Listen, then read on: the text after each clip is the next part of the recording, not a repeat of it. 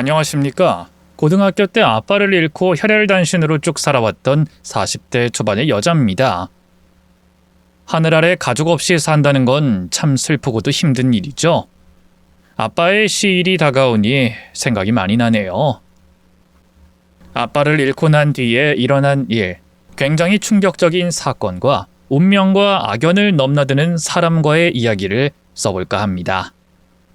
바로 시작하겠습니다. 아주 어릴 적 엄마는 이혼하고 새로운 가정을 꾸린다고 멀리 떠나셨습니다.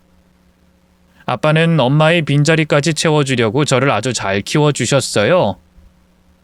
시장에서 건어물과 생선을 파시며 저를 길러주셨는데 늘 부족한 거 없이 지냈던 것 같아요. 고등학교 올라갈 무렵에 아빠가 사기를 당하셨어요. 전 재산과 대출까지 받아서 투자를 하셨는데 사기꾼이 돈을 가지고 해외로 도망갔다고 합니다. 그 후 충격을 심하게 받은 아빠는 뇌졸중으로 쓰러지셨고 병원에서 입원 치료하다가 6개월 뒤에 돌아가셨어요. 사기꾼들 때문에 아빠가 그렇게 되셨으니 반드시 잡아서 복수하고 싶었는데 형사들도 찾지 못한다고 하니 제가 할 수 있는 게 아무것도 없었습니다. 고1 때 아빠와 살던 집을 빼게 됐고 혼자 살 자취방을 마련했어요. 아빠가 남겨주신 건 아무것도 없으니 저 혼자 스스로 알아서 살아남아야만 했습니다. 불쌍한 아빠를 생각하면 할수록 가슴이 너무 아파서 아무것도 하고 싶지 않았어요. 눈을 감고 잠이 들면 깨지 않고 영원히 잠들길 바라기도 했답니다. 학교에 나가지 않아 결석 일수가 너무 많아서 퇴학 처리가 되었는데 그때도 저는 정신을 차리지 못하고 우울하게 자취방에서 누워만 있었습니다. 그런데 이런 저를 챙겨주려고 찾아와 주시는 분이 계셨어요. 시장에서 아빠 옆집에서 떡 장사를 하던 아주머니가 제 소식을 알고 자취방을 찾아내서 저에게 손을 내밀어 주셨습니다. 남주야, 아이고 이게 다 뭐냐? 집안 꼴이 이게 뭐야? 아줌마, 방에서 밥은 안 먹고 라면만 먹었니? 라면 봉지만 산더미네. 아휴, 네 아빠 돌아가시고 줄곧 이렇게 살아온 거야? 아줌마, 아빠는 돌아가셨는데 저는 배고파서 라면이라도 먹네요. 참 한심하죠? 그게 무슨 소리야? 네 아빠가 너 때문에 돌아가신 것도 아닌데 왜 그런 생각을 해? 너 아빠 간병 열심히 한 걸 하늘이 알고 땅이 안다.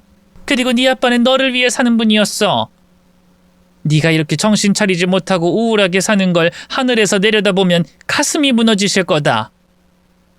저도 아빠 따라가고 싶어요. 아무것도 하고 싶지 않고 그냥 쉬고 싶어요.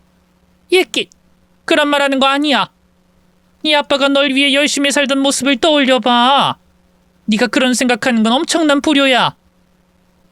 아줌마가 집 좀 치워주고 밥 해줄 테니까 잠깐 일어나서 바람 좀 쐬고 하라.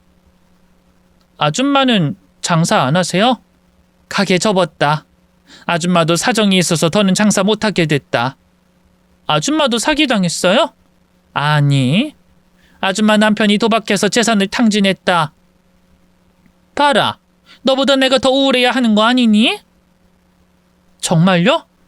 아줌마 죄송해요. 네가 왜 죄송하니? 자, 우리들 다 우울하고 힘든 상황이니 서로 좀 도와보자.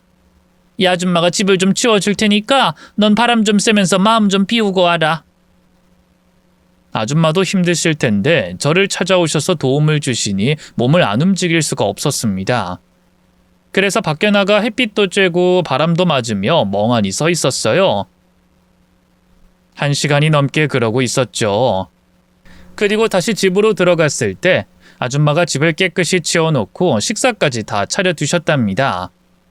냉장고에 반찬도 많이 해놨다. 남주야, 이제 라면 그만 먹고 밥 먹어가면서 지내. 아줌마가 자주는 아니어도 가끔 와서 반찬 좀 해주고 갈 테니까 억지로라도 먹어라. 알겠니? 네 아줌마 고맙습니다. 으이구, 혼자서 얼마나 쓸쓸할까. 이 아줌만 그래도 자식들이 있어서 사라지는데. 아 맞다, 아줌마 아들이랑 딸이 있다고 했죠. 한 번도 얼굴을 못 봤네요.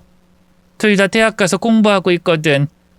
그전엔 내가 시장에 오지 못하게 했고 그래서 얼굴을 못 봤겠지? 나중에 꼭 뵙고 싶네요. 아줌마를 닮은 자녀분들은 엄청 예쁘고 멋있을 것 같아요. 아줌마는 그 말에 한 번씩 웃더니 밥숟가락을 제 손에 쥐어주셨습니다. 저는 오랜만에 따뜻한 쌀밥에 김치와 멸치볶음, 콩자반, 나물무침까지 아주 맛있는 한 끼를 먹었어요. 많은 조언을 해주신 아줌마는 제 손에 돈봉투를 쥐어주셨어요. 이거 얼마 안 되는데 생활하는 데 써라. 더 도와주고 싶은데 아줌마 사정도 만만치 않아서 많이는 도와주지 못한다. 아줌마, 이렇게까지 안 해주셔도 충분히 좋은 분이라는 걸 알아요. 저희 아빠 돌아가셨을 때도 장례식장에서 내내 곁에 있어 주셨잖아요. 장사할 때도 아빠한테 큰 힘이 되었다는 것도 잘 알고요. 그렇게 생각해주니 고맙구나. 어쨌든 넌 조카 같은 아이니까 아줌마 실망하게 하지 말고 열심히 살 생각해라. 학교는 못 다니게 됐으니 검정고시부터 준비해. 그리고 다음 계획을 세우고. 네, 한번 해볼게요. 이젠 가만히 누워서 천장만 보면서 살지 않을게요. 아줌마 덕분에 정신을 차리고 밥을 먹게 됐고 검정고시 준비를 해서 시험을 치러 합격을 했답니다. 18살에 일자리를 찾아다니다가 시내에 있는 백화점 의류 매장에서 일하게 됐어요. 나이가 어려서 정직원은 되지 못하고 알바 신분으로 일하게 됐죠. 2년간 하루에 12시간씩 일하면서 돈을 모았답니다. 아줌마는 한 달에 한 번씩 찾아와서 제가 어떻게 지내는지 봐주셨고 더 이상 손길이 필요 없다는 걸 느끼셨는지 제가 20살이 되고 나서는 발길을 끊으셨어요. 감사 인사를 하고 맛있는 것도 사드리려고 아줌마 집에 전화를 걸었는데 없는 번호라고 알리더군요. 이사를 가신 것 같았죠. 달리 찾을 길이 없어서 나중에 우연히 만나면 뭐라도 꼭 대접하기로 마음만 먹었습니다. 백화점에서 10년을 더 일했더니 제 나이는 30이 되었고 모아둔 돈도 꽤 많았어요. 그래서 혼자 장사를 해보기로 마음먹고 지하상가에 자리를 하나 임대해서 옷장사를 하게 됐답니다. 그때 당시에는 지하상가에 손님이 엄청 많아서 영업 실력이 좋지 않아도 돈이 벌리는 구도였어요. 예쁜 옷을 많이 가져다 놨더니 손님들이 줄을 서서 구경하고 옷을 사갔죠. 화요일마다 지하상가 상인들이 모두 문을 닫는 날이라 일주일에 딱 하루만 쉬면서 일했어요. 2년 동안 옷가게 사장이자 직원으로 혼자 일하며 꾸준히 돈을 모았고 목표를 더 크게 가지기로 했어요. 브랜드 매장을 차려서 장사해보고 싶어 창업 비용을 알아보았는데 1년 정도 더 돈을 모으면 가능할 것 같았습니다. 그러던 어느 날 아주 특이한 손님을 한 분 보게 됐어요. 제 장사하는 모습을 빤히 보더니 마음에 든다면서 명함을 한 장 주셨답니다. 아가씨 정말 장사 잘하네. 얼굴도 곱고 스타일도 좋네. 애인은 있어? 칭찬 고맙습니다. 근데 애인은 아직 없네요. 어머 정말? 그럼 내 아들 한번 만나보지 않을래? 빈말이라도 고맙습니다 손님. 빈말 아니야. 나 진짜로 사장 아가씨가 너무 마음에 들어. 꼭 전생에 만났던 인연 같다고. 내 아들 무조건 한 번만 만나봐. 마음에 안 들면 바로 걷어차도 상관없으니까 딱 한 번만. 네? 제가 뭐라고 그렇게까지 말씀하세요. 감사하긴 하네요. 그러니까 내 아들 만나볼 거야? 그럴 거지? 알았어. 그런 줄 알고 바로 약속 잡을게. 이 지하상가 화요일마다 문 닫으니까 화요일로 잡는다. 손님은 지하상가 휴일까지 알고 있더군요. 제가 무슨 말을 하기도 전에 아들한테 연락해서 소개팅을 잡으셨습니다. 그렇게 얼떨결에 남자를 만나게 됐죠. 여사님의 아들은 키도 훤칠하고 얼굴도 호감형이었어요. 그리고 조용하고 차분한 성격에 배려심도 많이 느껴지는 그런 남자였습니다. 저희 엄마가 괜찮은 여자가 있다고 꼭 만나보라고 해서 기대를 많이 했어요. 근데 기대에 못 미쳐서 실망하셨죠? 아니요, 정반대예요. 기대 이상으로 예쁘고 아름다운 분이 나오셔서 깜짝 놀랐습니다. 완전히 제 이상형이세요. 우리 엄마가 사람 보는 눈이 있는 건 알고 있었지만 제 색식감을 제대로 봐주셨어요. 네? 색식감이요? 그래요. 난 처음 보는 순간 남주 씨가 제 미래의 아내가 될 거라는 걸 확실히 느꼈습니다. 왜 그런 거 있잖아요. 데자뷰? 꼭 만났던 적이 있는 사람을 보는 기분이라고요. 남주 씨, 우리 만나봅시다. 내가 정말로 잘할게요. 그 남자는 처음 본 순간부터 불도저처럼 들이대더군요. 그런데 그 행동이 귀엽게 보였고 저도 호감이 있어서 기분이 좋았습니다. 그래서 보름 정도 연락하고 3번 정도 만나 식사를 하며 많은 대화를 나눈 뒤 연인으로 발전하게 됐습니다. 저희들은 6개월 동안 거의 매일 만나서 연애를 했고 많은 추억을 쌓아가며 지냈어요. 그러다 너무 성급하지만 결혼까지 결심하게 됐답니다. 브랜드 매장을 목표하고 있던 저에게 다른 목표이자 꿈인 결혼이 앞서버렸어요. 그동안 절 좋게 봐줬던 예비 시모도 거의 매주 저희 가게에 오셔서 많은 덕담도 해주셨고 결혼하면 걱정 없이 잘 살게끔 해줄 테니 혼자 애쓰지 말고 같이 앞을 향해 나아가자고 하셨답니다. 그래서 결혼 결심을 하고 처음으로 예비 씨 댁에 가서 인사를 드리게 됐어요. 그이의 아버지는 한 번도 뵌 적이 없어서 6개월 만에 처음 시댁에 찾아가 뵙게 됐죠. 저택에 발을 딛는 순간 꿈만 같았어요. 이런 집에서 사는 사람들은 도대체 어떻게 돈을 벌었을까 하는 궁금증도 생겼고 제 인생이 달라질 수 있겠구나 하는 기대감도 들었습니다. 기분 좋게 예비 시댁 안으로 들어가 그이의 부모님께 인사를 드렸습니다. 처음 본 예비 시아버지는 절 보고 감탄사를 자아내더군요. 아이고, 정말 듣던 대로 아주 예쁜 아가씨네. 우리 아들 좋겠구나. 아버님 감사합니다. 편하게 해주시려고 그렇게 말씀해 주신 거죠? 아니, 우리 집안은 정직이 최우선이야. 선의의 거짓말도 하지 않는 게 우리 철학이라고. 이젠 며느리가 될 사람이니 편하게 불러도 되지, 세아가. 네, 아버님 편하게 불러주세요. 우리 집에 새 식구가 들어오니까 확 밝아지는구나. 그래, 옷가게를 운영하고 있다면서? 지하상가에서 여성 의류를 판매하고 있어요. 오, 대단하구만. 나이도 젊은 사람이 혼자 힘으로 장사를 하고 말이야. 듣자 하니 부모님이 안 계신다고? 네, 엄마는 제가 아주 어릴 적 이혼하시고 다른 가정을 꾸리셨대요. 이후에 한 번도 뵌 적이 없어요. 그리고 아빠는 제가 고등학교 때 사기를 당하셨고 충격으로 뇌졸중으로 고생하시다가 세상을 떠나셨습니다. 아이, 사기꾼한테 당했단 말인가? 이런 벼락 맞을 놈들. 그것들은 사기만 친 게 아니라 가정을 파탄낸 못된 놈들이구만. 그래서 그 사기꾼들은 잡았나? 아니요, 해외로 도주해서 형사들도 포기했다고 들었어요. 그들이 어디서 어떻게 사는지 아무도 몰라요. 아유, 어찌할 것. 세아가, 우리가 앞으로 너의 든든한 배경이 돼줄 테니까 하고 싶은 거 다 해봐라. 돌아가신 부친께서 하늘에서 흐뭇하게 웃으실 수 있도록 우리랑 잘 살아보자고. 감사합니다. 아버님, 어머님은 제가 부모님도 안 계시고 학벌도 짧은데 아무렇지 않게 생각하시고 받아주셔서 진짜 감사하고 감동이에요. 요즘 세상에 그런 걸 따지는 사람이 있나? 그리고 앞으로 우리가 세기에 네 부모가 되면 되잖아. 복잡하게 생각할 거 없이 그냥 하늘에서 부친이 보내준 부모라 생각하고 편하게 지내면 될 걸세. 예비 시아버지 역시 저를 엄청 마음에 들어 하셨고 좋은 말씀을 너무 많이 해주셔서 몸둘 바를 몰랐답니다. 시부모님과 예비 남편은 모두 저를 처음 본 순간에 가족으로 받아들이겠다고 큰 마음을 가져주신 감사한 분들이었어요. 실컷 좋은 말씀을 듣고 주방 앞 식탁에 앉았습니다. 집안의 가사 도우미가 식사를 열심히 차리고 계셔서 감사 인사를 전했습니다. 와, 맛있겠다. 다 제가 좋아하는 반찬들이네요. 멸치볶음이랑 콩자반은 진짜 좋아하는데. 도우미 이모님, 감사히 잘 먹겠습니다.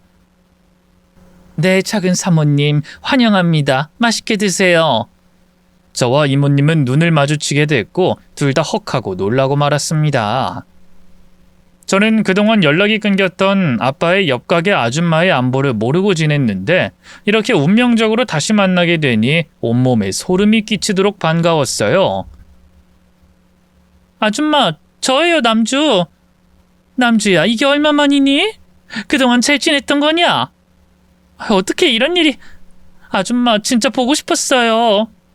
아줌마 댁에 전화를 해봤는데 이사를 가셨는지 연락이 되지 않았어요. 그래서 언젠가는 우연히 마주칠 거라 기대하면서 늘 가슴속으로 아줌마를 생각하면서 살아왔다고요. 근데 오늘 이렇게 만나게 됐네요. 아줌마, 정말 보고 싶었어요. 식탁 의자에서 일어나 아줌마를 향해 다가가 꼭 끌어안았습니다. 그러자 아줌마는 듣기 좋은 웃음소리를 내며 기뻐하셨어요. 우리 남주가 벌써 이만큼 커서 시집을 가게 됐다고? 참 시간 빠르네. 잘 커줘서 고맙다, 남주야. 아줌마 덕분이죠. 제가 우울하고 힘들어할 때 가장 큰 힘이 되어준 분이 아줌마잖아요. 그동안 어떻게 지내신 거예요? 여기서 일하시는 거예요? 그래, 너도 알지? 내 남편이 도박꾼이어서 재산 말아먹은 거. 그때 이혼했지만 내 명의로 대출받은 게 많아서 신용불량자가 됐어. 그래서 여기저기 떠돌다가 어렵게 이 집의 사모님을 만나게 됐고 10년 동안 가사도우미로 일하고 있다. 아, 그러셨구나. 그때 아줌마도 힘든 상황이었는데 그 정도인 줄 몰랐어요. 그래서 지금은 빚은 다 갚으신 거예요? 응, 작년에 다 갚고 지금은 돈을 모으고 있지. 다행히 사모님이 많이 챙겨주셔서 먹고 사는 데는 지장 없었어. 참 좋은 분들이지. 저와 아줌마가 부둥켜 안고 대화를 나누자 시부모님과 남편이 감동의 눈으로 가만히 바라만 보셨어요. 이윽고 아줌마가 눈물을 닦으며 두 팔을 풀면서 말씀하셨습니다.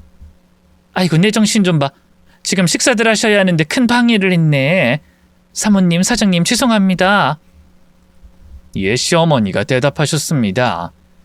이모님이랑 남주랑 그런 인연이 있었다니 정말 드라마 같네요. 역시 이모님은 제가 본 사람 중에 가장 따뜻한 분이 맞았어요.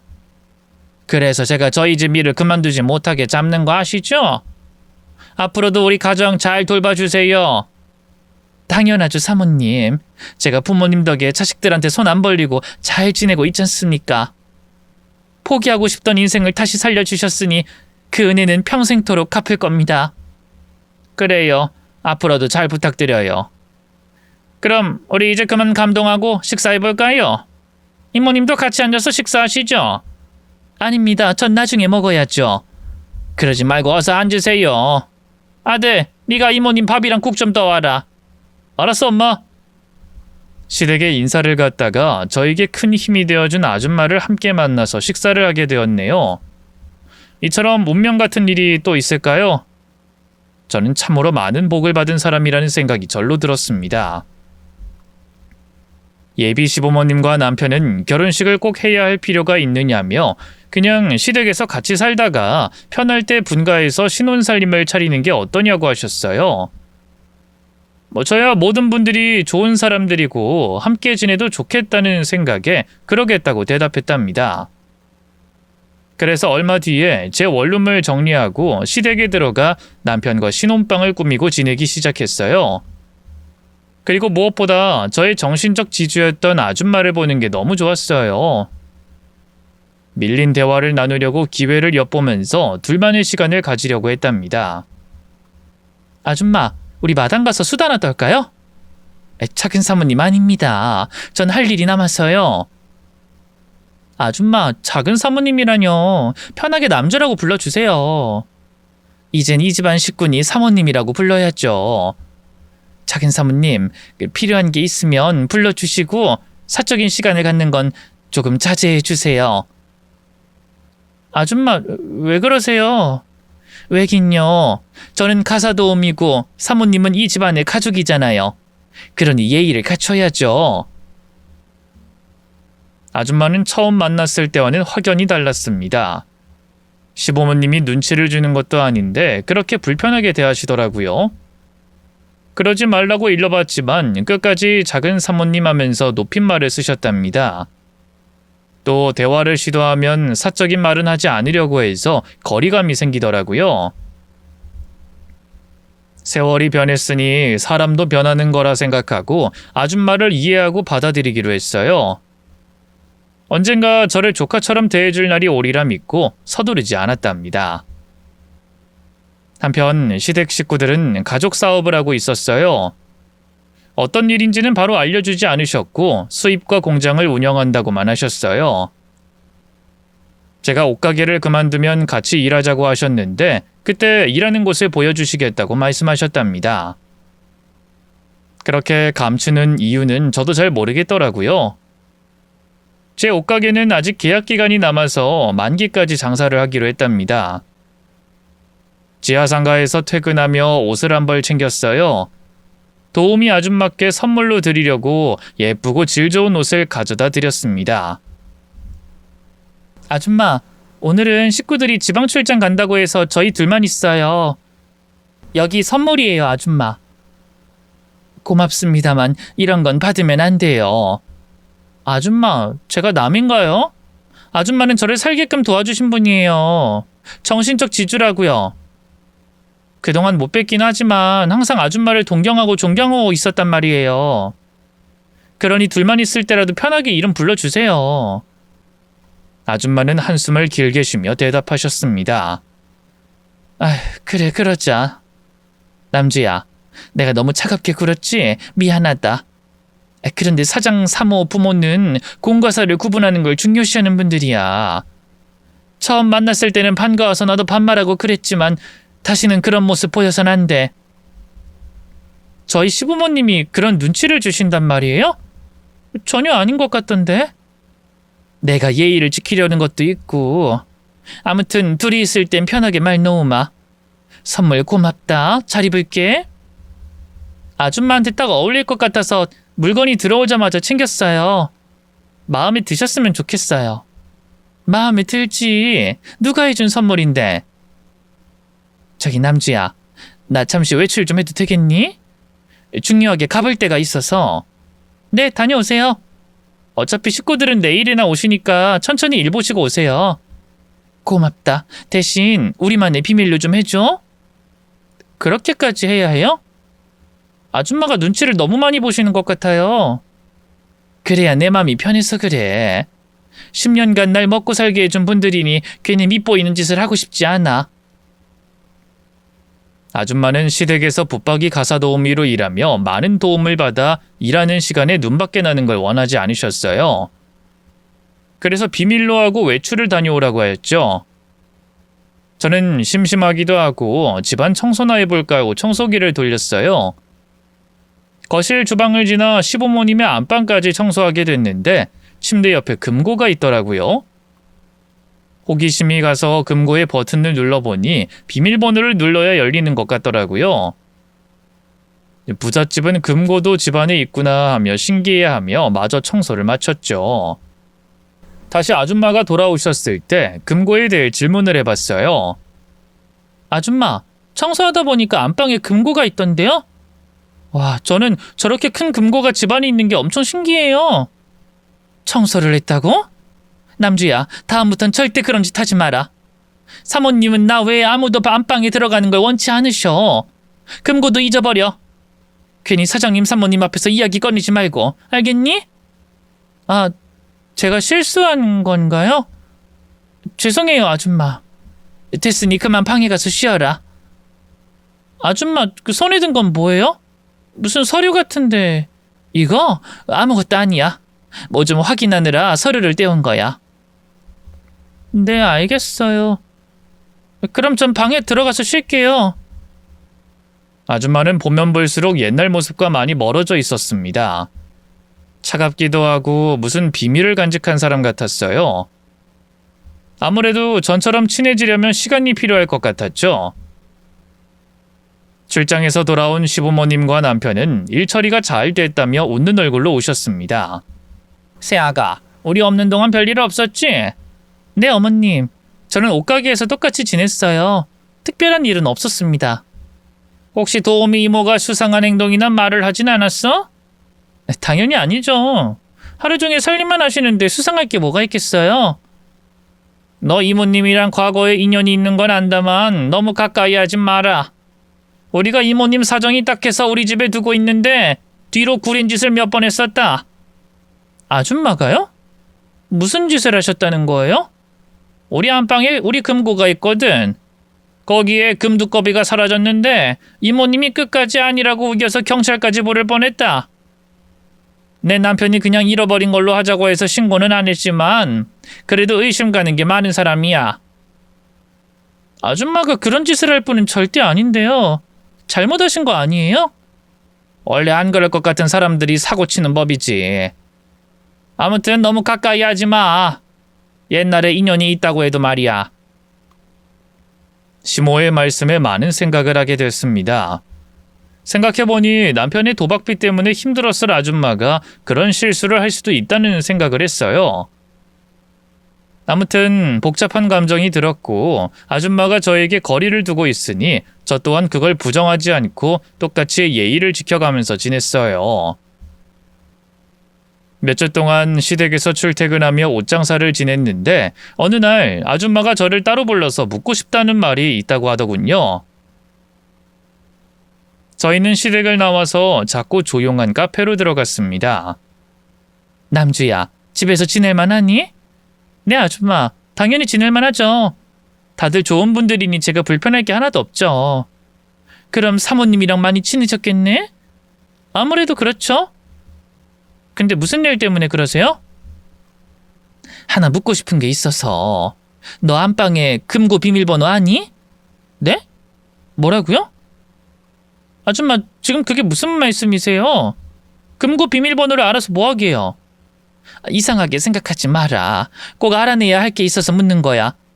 그 안에 중요한 문서가 있는데 그걸 내가 꼭 봐야 할 것 같아서. 아줌마, 저한테 선을 긋고 지내시더니 갑자기 그런 건 왜 묻는지 모르겠네요. 확실하게 대답 드릴게요. 금고 비밀번호 알 리도 없고 안다고 해도 알려드릴 수 없습니다. 그래, 모른다는 거네. 그럼 너희 시부모님이 무슨 사업하는지 아니? 내가 10년 동안 가사도우미로 일하면서 진짜 하는 일을 잘 몰라서 말이야. 그냥 단순히 사업가라는 것만 알지 자세한 내막은 모르거든. 아줌마도 모르세요? 저도 잘 몰라요. 수입을 하고 공장에서 제조 일을 한다는 것만 들었어요. 어떤 제품을 제작해서 장사꾼들한테 유통하는 그런 일을 하시는 것 같은데요. 그래? 더 자세히 모르고? 네. 저한테도 옷가게 정리하면 그때 정식으로 보여주고 일을 가르쳐준다고 하셨어요. 그렇구나. 알겠다. 너도 아는 것이 없으니 내가 더 물어봐도 소용없겠구나. 아줌마, 왜 이러시는 거예요? 도대체 뭘 알아보려고 이러시는 거냐고요? 금고 비밀번호를 알면 뭘 훔치시려는 거예요? 뭐? 내가 그럴 사람으로 보이니? 절대 아니다. 어머님께 들었어요. 과거에 금두꺼비가 금고에서 사라진 사건이 있었다고요. 제가 그 말은 하지 않으려고 했는데 아줌마가 너무 수상하니 대놓고 말하고 뭘 하려는지 대답하게 하려고 했습니다. 사모님이 그러더냐? 내가 도둑질을 했다고? 그 금두꺼비 네 남편이 훔친 거야. 내가 가지고 가는 걸 봤는데 고자질하지 않은 거라고. 제 남편이요? 아줌마, 확실하지 않으면 그런 말씀하지 마세요. 아니다, 정말이야. 내 말을 믿어. 사실 요즘 내가 뭔가를 알게 됐어. 주인집 사장님, 사모님, 그리고 작은 사장님까지 뭔가 올바르지 못한 일을 하는 것 같아. 네? 그게 무슨 말씀이세요? 공장 운영하는 거랑 수입 제품 유통하는 게 뭐가 올바르지 못하다는 거죠? 아무튼 내가 요즘 뭔가를 알아냈는데 정말 잘못된 일을 하는 것 같아. 그건 확실하다. 아줌마, 도대체 왜 이런 말을 하는지 모르겠어요. 내가 남주 너에게 확실하게 말을 못하는 게 있는데 나중에 확실한 걸 찾으면 그때 일러주마. 또 이해가 안 되는 말씀을 하시네요. 아줌마, 다음 주에 시부모님 공장에 따라가 보기로 했어요. 제가 두 눈으로 합법적인 일인지 볼 테니까 기다려보세요. 그리고 만약 괜한 의심을 하신 거면 아줌마한테 실망할 것 같아요. 그래, 실망을 하든 말든 뭘 하는지 보고 알려줘라. 아줌마와의 대화는 그렇게 끝이 났습니다. 일주일 뒤 시부모님과 남편을 따라 시댁에서 운영하는 공장을 방문했어요. 의류 제조를 하는 평범한 공장이었죠. 어머님, 예상은 했어요. 옷 장사를 하는 저에게 관심을 주셨을 때 의류 쪽으로 일하시는 걸 예상했죠. 역시 우리 며느리 눈치가 빠르다니까. 그럼 네가 이 공장에서 나오는 옷을 유통하는 일을 할 수 있겠냐? 이것 말고도 다른 사업을 하는데 그건 나중에 알려줄게. 물론 우리가 잘 가르쳐 줄 테니 처음부터 겁먹을 건 없다. 그럼요. 옷에 관한 일이라면 무조건 재밌어요. 가게 계약이 끝나면 바로 일 배울게요. 어머님. 시댁 사업은 옷을 만들어 유통하고 일부 수입해서 유통하기도 했습니다. 아주 단조롭고 정직한 일이었죠. 저는 이 사실을 도우미 아줌마한테 말해줬습니다. 정말 옷만 만드는 공장이었니? 다른 건 안 만들어? 네, 옷 공장인데 뭘 만들겠어요? 아줌마, 이제 괜한 의심은 그만 접어두세요. 미안하다. 내가 요즘 망상에 빠진 모양이야. 좀 쉬셔야 할 것 같아요. 아니다. 그래도 일은 해야지. 내 밥벌이는 지켜야지. 아무튼 미안하다. 너에게 괜히 이상한 말을 떠든 것 같구나. 아줌마는 그렇게 의심을 거두고 말없는 가정부로 돌아와서 조용히 살림을 돌봤습니다. 그런데 늦은 밤마다 어딜 다녀오시더라고요. 모두 주무실 때 알바라도 하고 오시는 건가 싶어서 자정쯤 대문을 열고 들어오는 아줌마를 불렀어요. 아줌마, 어머 깜짝이야. 아이 놀랐잖니. 남주야 안 자고 뭐하니? 아줌마는 뭐 하세요? 늦은 시간에 어딜 다녀오시는 거예요? 볼 일이 있어서 다녀왔다. 무슨 볼 일이요? 너 지금 날 감시하는 거니? 사모님이 시키기라도 한 거야? 아니요. 그냥 호기심에 묻는 거예요. 아줌마가 요즘 많이 이상했잖아요. 내가 아주 큰 비밀을 캐고 있다. 아주 놀랄만한 일이지. 나중에 말해주마. 제가 보기엔 아줌마가 뭔가 수상한 일을 꾸미는 것 같은데요. 날 어떻게 생각해도 좋다. 근데 충고 하나 할게. 네가 혈혈단신이고 의지할 곳이 없어서 사장님 식구들이 관심과 애정을 주니까 홀딱 넘어갔는데 너무 믿지 마라. 너 같은 애들은 조금만 잘해주면 마음을 다 주거든. 아줌마, 진짜 말씀 함부로 하시네요? 조언이랍시고 저에 대한 무시가 깔려 있잖아요. 그렇게 들렸다면 미안하다. 하지만 내 말을 조금이라도 새겨들으면 좋겠다. 아줌마는 제 기분을 팍 상하게 하고 조용히 집 안으로 들어가더군요. 제 지하상가 가게의 계약이 열흘 남겨두게 됐고 곧 시댁 사업에 동참할 계획이었어요. 시부모님은 수입 일 때문에 중국에 가시게 됐는데 가족 모두가 같이 여행 겸 일을 하러 가자고 말씀하셨습니다. 새아가, 모레 중국에 가자. 비즈니스도 좀 배우고 여행도 하고 오자. 어머님, 저 여권이 없는데요. 뭐야? 아직 여권도 없어? 우물한 개구리였구만. 그럼 이번 여행은 우리 셋이 가야겠네. 새아가, 우린 해외에 자주 나가니까 여권 발급부터 받아라. 그리고 옷가게도 곧 정리되는 거지? 네, 어머님. 계약 연장 기회를 준다고 하는데 거절했어요. 완전히 깨끗하게 정리하고 시댁 사업에 작은 힘을 보태볼게요. 믿을 만한 사람이 들어와서 우린 아주 좋다. 그럼 며칠만 기다려라. 중국 다녀와서 제대로 사업 배워보자고. 제가 여권이 없어서 이번 여행 겸 출장은 빠지게 됐습니다. 시댁 식구들이 공항 가는 택시를 타러 갈 때 배웅해드리고 다시 집으로 돌아왔는데 도우미 아줌마가 외출하고 보이지 않았습니다. 옷가게를 다녀와서 피곤해서 단잠을 잃었는데 달그락거리는 소리가 들려 깼습니다. 저는 눈을 비비고 소리가 나는 곳으로 걸어갔는데 안방 안에서 나는 소리더군요. 문을 열자 저는 경악하고 말았어요. 도우미 아줌마가 금고를 열고 큰 가방에 현찰을 넣고 있었습니다. 아줌마, 지금 뭐 하는 거예요? 돈을 훔치는 거예요? 도대체 왜 이런 짓을 하세요? 남주야, 신고하지 마라. 이 돈가방 네 거야. 받아. 그게 무슨 소리예요? 내가 다 말해줄게. 네가 오기 전부터 뭔가를 알아내려고 했는데 이제 다 밝혀졌다. 네 시댁 식구들은 사업가가 아니야. 또 무슨 의심을 하고 그런 말씀을 하시는 거죠? 남주야, 그동안 경찰서와 변호사 사무실 그리고 흥신소를 다녔다. 네 시부모는 사기꾼이야. 아줌마! 자, 이건 내가 변호사한테 받아온 서류다. 10수년 전 네 아버지한테 사기친 사기꾼들이 명단이야. 저는 서류를 받고 고개를 갸웃했습니다. 처음 보는 이름이잖아요. 가명이지. 그리고 이거 봐라. 네 시부모의 가짜 신분증이다. 여기 금고에 가짜 신분증이 널렸다고. 그중 네 아버지한테 사기칠 때 쓴 이름이 여기 있다. 아줌마가 건네준 신분증과 아빠한테 사기친 사기꾼들 이름을 보니 일치하더군요. 저는 이게 무슨 일이냐고, 정말 맞는 거냐고 물었습니다. 그럴 리가요. 우리 시부모님이 사기꾼이라니. 정직하게 사업하시는 분들이라고요. 우리 아빠한테 사기를 쳤다는 건 더더욱 믿기 어려워요. 남주야, 내가 처음 여기 왔을 때 아무것도 모르고 일을 했다. 여기 식구들이 친절하게 아주 잘 대해줘서 10년이 넘도록 가사도우미로 일했지.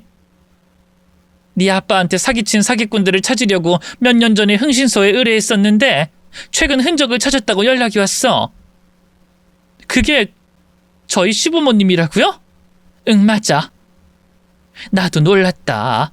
절대 그럴 사람들이 아닌 것처럼 보인다고 말할 거면 입 열지 마라. 나도 너랑 같은 반응이었으니까. 그런데 경찰서에 가서 네 아버지한테 사기쳤던 부부의 몽타주를 봤는데 똑같아. 사장님, 사모님이 한 짓이 맞아. 그리고 의류공장은 껍데기야. 그 안에서 불법으로 담배를 만들고 있어. 수출해서 큰 돈을 벌고 있다고. 그리고 중국에 가서 수입하는 물건은 짝퉁 명품이다. 컨테이너에 몰래 숨겨서 배로 운반하고 있지. 이건 역시 흥신소장과 함께 확인했다. 믿을 수 없어요. 시댁 식구들이 모두 사기꾼이고 저희 아빠를 죽음으로 내몬 사람들이라니 그럴 리가 없어요. 남주야, 이 집 식구들이 착하게 대한다고 해서 그것만 믿고 아니라고 단정 지으면 안 된다. 내가 보고 확인한 증거가 넘치도록 많아. 아줌마, 그게 사실이라면 왜 돈가방을 챙기는 거죠? 이 돈 네 아빠가 사기당한 금액이다. 네가 받아가라. 나중에 경찰이 오면 압수가 되고 돌려받지 못하니 지금 네가 챙겨놔라. 아니, 잠깐만요. 도둑질한 돈을 보상으로 받으라고요? 아줌마, 앉아서 서류라는 것들 다 꺼내서 보여주세요. 제가 확인하고 판단해 볼게요. 그러자 아줌마는 뭉텅이로 있던 서류를 꺼내서 건네줬습니다. 저는 바닥에 앉아 한 장 한 장 읽어나갔습니다. 시부모님은 가짜 신분으로 여러 사기를 쳤고 그중 하나가 저희 아빠라는 증거가 있었습니다. 말도 안 돼. 진짜 시부모님이 저희 아빠를 그렇게 만든 장본인들이라면 어떻게 제가 며느리로 들어온 거죠? 세상에, 이런 불효가 또 어딨어요? 아빠한테 부끄러운 짓을 저지른 거잖아요. 넌 아무것도 몰랐잖아. 나 또한 10년 넘게 좋은 사람들인 줄 알고 살아왔고. 지금이라도 바로잡아야 한다. 이 집 식구들은 너의 원수들이야. 아, 미치겠네. 저 잠깐 바람 좀 쐬야겠어요. 숨이 막혀서 쓰러질 것 같아요. 발코니에 나가 찬바람을 쏘이며 생각을 해봤습니다. 그러니까 전 아빠를 돌아가시게 한 사기꾼들의 며느리이자 아내가 된 것입니다. 다시 생각해도 수치스럽고 부끄러웠습니다. 눈물이 왈칵 쏟아졌죠. 아빠, 내가 무슨 짓을 한 거야? 아빠를 그렇게 만든 사기꾼들의 집에서 한 식구로 살다니 내가 이 정도로 멍청한 줄은 몰랐어. 아빠, 미안해. 남주야, 네 탓 아니야. 넌 그냥 장사 잘하고 능력 있어서 사기꾼들이 공범으로 키우려고 데려온 거야. 아무것도 몰랐고 아직 시작하지 않았으니 지금이라도 바로 잡으면 돼. 아줌마를 믿어라. 아줌마, 그럼 이것들 우리 아빠를 돌아가시게 한 사기꾼들 처벌받게 할 수 있어요? 네 아빠한테 사기친 죄는 공소시효가 지났다. 이것들은 해외를 도피한 적도 없고 쭉 한국에 있었어. 그래서 공소시효는 다 지나가서 그때의 죄를 물을 순 없다. 하지만 지금 불법 담배 공장을 돌리고 있고 짝퉁을 수입해서 정품으로 둔갑해 팔고 있어. 아주 중대한 범죄다. 형사들이 영장 나오면 바로 현장 급습할 거야. 아줌마, 그럼 다들 감옥은 가는 거죠? 아마도. 아무튼 시간이 없다. 이 집에도 형사들이 올 테니 미리 돈을 빼돌리자. 네 아빠의 돈이야. 자, 받아. 아니요, 이걸 받을 순 없어요. 어차피 이 돈도 누군가에게 사기친 돈일 거 아니에요. 그래도 받아. 어차피 환수될 거라고. 아줌마, 그 돈이랑 금고에 있는 모든 걸 경찰에게 넘겨줘요. 그렇게 해요. 넌 어찌 네 아빠랑 똑같니? 잠시 침묵이 흘렀고 제가 돈가방을 거부하고 경찰이 와서 다 환수해가는 게 좋겠다고 아줌마를 설득했습니다. 이튿날 경찰들이 공장을 급습했다고 해서 아줌마와 가봤는데 진짜 안 보이는 공장에서 담배를 만들고 있더군요. 엄청난 양이 쌓여있는 걸 보고 경악했답니다. 그리고 공장의 한쪽 큰 창고 문이 열리자 명품 가방과 옷, 가방이 빼곡하게 있었습니다. 모두 중국에서 만든 A급 짝퉁이었는데 정품으로 둔갑해서 온라인으로 판매하고 있다고 합니다. 이로써 모든 증거가 입수되어 시댁 식구들은 중국에서 돌아오면 바로 구속이 될 거라고 했습니다. 저와 아줌마는 시부모와 남편이 중국에서 돌아오는 날 형사들과 같이 인천공항으로 가서 1시간을 기다렸습니다. 이윽고 공항 안으로 캐리어를 끌고 나오는 세 사람이 보였어요. 형사들이 등장해 시부모와 남편의 팔을 뒤로 꺾고 수갑을 채웠습니다. 미란다 원칙을 일러두니 시어머니가 소리를 꽥 지르며 뭐하는 짓이냐고 하더군요. 이것들이 뭐하는 짓이야? 당신들 우리가 무슨 죄를 지었다고 이러는 거야? 우린 죄 없어! 저는 시부모 앞에 다가가 물었습니다. 두 사람 16년 전에 시장에서 사기친 김병수라는 사람 알아요? 새아가, 이게 지금 다 뭐하는 짓이냐? 경찰을 누가 부른 거야? 설마 너는 아니지? 제 질문에 대답하세요. 이 사기꾼 양아치 범죄자 놈들아. 우리 아빠 김병수한테 사기친 거 기억하냐고 물었어. 에이, 저 가사도우미 옆편네였네. 우리 뒤를 캐고 다녔던 거야? 그래서 우릴 신고한 거지? 시부모는 제 질문에 답하지 않고 신고한 사람이 누군지만 중요했습니다. 저는 분노의 싸대기를 후려쳤습니다. 시부모와 남편에게 한 대씩 날려주고 똑바로 대답하라고 경고했습니다. 제 아빠의 성함을 다시 말씀드리고 사기친 게 맞냐고 물었어요. 김병수? 야, 우리가 16년 전 일을 어떻게 기억하냐? 몰라. 아니, 어떻게 모를 수가 있어? 당신들이 사기쳐서 세상을 떠난 사람인데 왜 모를 수가 있냐고? 니들이 우리 아빠한테 사기친 놈들은 날벼락을 맞아야 한다며. 그게 바로 니들이야, 이 사기꾼들아. 이거 재수 온 붙었구만. 내가 피해자 자식을 며느리로 데리고 온 모양이야. 장사 좀 하는 것 같아서 키워보려고 했더니 왼수 자식을 데리고 온 모양이야. 그리고 저 가사도우미 옆편네도 우리랑 왼수진 인간이나 보네. 그것도 모르고 도우미를 10년이나 데리고 살았다니. 예전에 불쌍해서 받아줬더니 은혜를 이따위로 갚네. 괜히 받아줬어. 아우, 분해. 저는 다시 시부모의 뺨을 갈겼습니다. 아빠의 존재를 물었죠. 하지만 대답은 똑같았습니다. 기억도 안 난다고. 사기를 하도 치고 다녀서 피해자가 얼마나 되는지 이름도 얼굴도 가물가물하답니다. 우리 아빠는 당신들한테 사기당하고 충격으로 뇌졸중으로 앓다가 돌아가셨어. 이 기집애가 어디서 큰 소리야? 야, 멍청하게 당한 게 잘못이지 우리가 뭔 죄를 졌다고 그러냐? 그리고 뇌졸중으로 돼진 거랑 우리랑 뭔 상관인데? 이런 인간들과 한 식구가 되려고 했다니. 정말 수치스럽고 부끄러워. 내가 무슨 짓을 저지른 거야? 우리 아빠는 하늘에서 지금 원통하고 계실 텐데 딸이라는 것은 이놈들 자식이랑 결혼하고 한 집에서 살았으니 앞으로 아빠한테 죄송해서 어떻게 살아? 야, 우린 네 아빠가 누군지 기억도 안 난다고 몇 번을 말하냐? 아무튼 너랑 도우미 옆에 내가 우릴 꼰질렀다 이거지? 그래, 좋아. 니들 우리가 얼마나 무서운 짓을 벌일지 기대해라. 너희들을 지구 끝까지 추격해서 우리한테 한 짓 100배로 돌려줄 테니까. 그 순간 아줌마가 시모 따귀를 흠씬 갈겼습니다. 시보의 뺨도 갈기고 남편의 뺨도 거세게 날렸죠. 사기꾼들은 이마에 사기꾼이라고 써놔야 해. 안 그럼 우리 같은 사람들이 생기니까. 원수의 집에서 도우미로 살다니 내가 미쳤지. 받아준다니까 좋아서 들어간 내가 등신이었어. 아줌마가 싸대기를 실컷 후려갈기자 형사들이 몸으로 막더군요. 그래서 아줌마와 저는 빈 곳을 향해 주먹을 뻗어 마저 시댁 인간들을 혼내줬습니다. 다른 형사들이 저희 둘을 막아내서 혼내주는 것은 그것으로 끝이 났답니다. 시댁 세 사람은 불법으로 담배를 제조하고 짝퉁을 만들어 판 죄로 모든 걸 압수당했고 부당 수익까지 모두 압수당했습니다. 금고 안에 있던 돈과 계좌도 정지가 됐죠.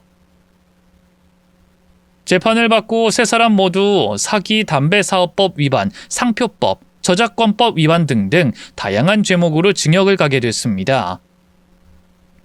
또 탈세까지 밝혀져서 있는 재산을 모두 압수당하게 되면서 끝이 났답니다. 저는 이 모든 걸 가능하게 한 아줌마한테 감사 인사를 전했어요. 아줌마 감사해요. 그리고 믿지 않아서 죄송했고요. 남주야, 네가 무슨 잘못이 있겠니? 속이는 사람이 잘못이지. 우리 같은 사람이 사기꾼을 어떻게 알아보겠냐? 난 무려 10년 동안 착한 사람들인 줄 알고 가사도우미로 일했다고. 그 사람들이 인연인 줄 알았는데 완전 악연의 원수였다니 정말 아직도 실감이 안 나요. 아무튼 아줌마 덕분에 아빠의 한을 풀어드렸네요. 아빠가 하늘에서 아줌마한테 많이 고마워할 거예요. 이젠 앞으로 어떻게 할 거냐? 저는 지하상가에서 계속 장사해야죠. 그리고 아무 원룸이나 구하면 되고요. 아줌마는요? 난 아들 집에 가서 잠시 지내려고. 우리 아들이 아직 장가를 안 가서 거기 가려고. 와, 좋으시겠어요. 그럼 이참에 오랫동안 아드님이랑 같이 지내세요. 아이고 싫다. 그 녀석이 장가 좀 갔으면 좋겠다. 여자한테 관심이 없는 건지 일이 바쁜 건지 도대체가 여자 만나는 꼴을 본 적이 없다. 그래요? 그럼 제가 소개팅이라도 해드릴까요? 옷가게 아가씨들 많은데. 그러지 말고 네가 만나보면 어떻겠냐? 저요? 아이, 왜 그러세요? 왜? 내 아들이 별로일 것 같아서 그러는 거야? 아니요, 전 한번 다녀왔잖아요.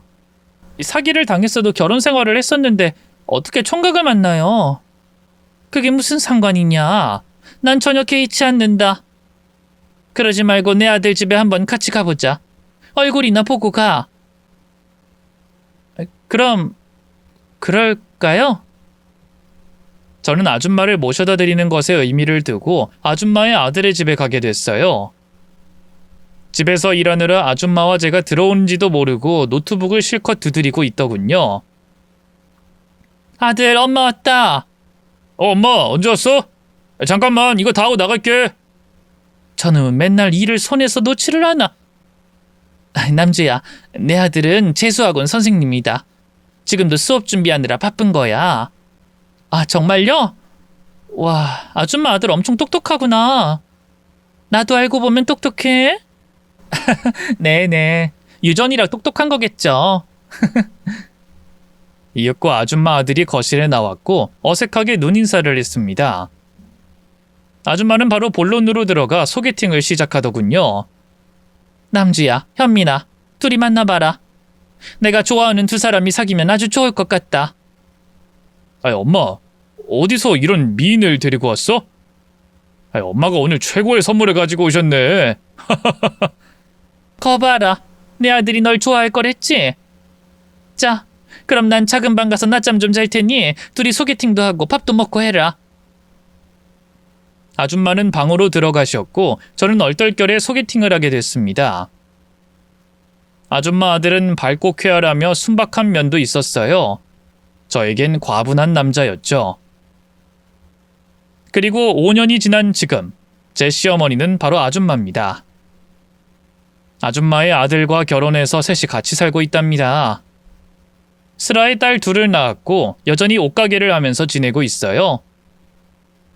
시어머니는 다른 집에 가사 도우미로 취직해서 출퇴근을 하고 있고요. 남편은 재수학원에서 수학을 가르치며 매달 적지 않은 돈을 벌며 가장으로서 최선을 다하고 있답니다. 세상에 운명은 존재하는 것 같아요. 악연인 원수도 언젠간 만나게 되는 것 같고요. 저의 첫 번째 결혼 생활과 원수를 때려잡은 사건과 아빠가 돌아가시고 절 돌봐준 아줌마와의 특별한 인연과 운명의 이야기는 여기서 줄이겠습니다. 재밌게 들어주셨길 바라며 인사드립니다. 모두 안녕히 계세요.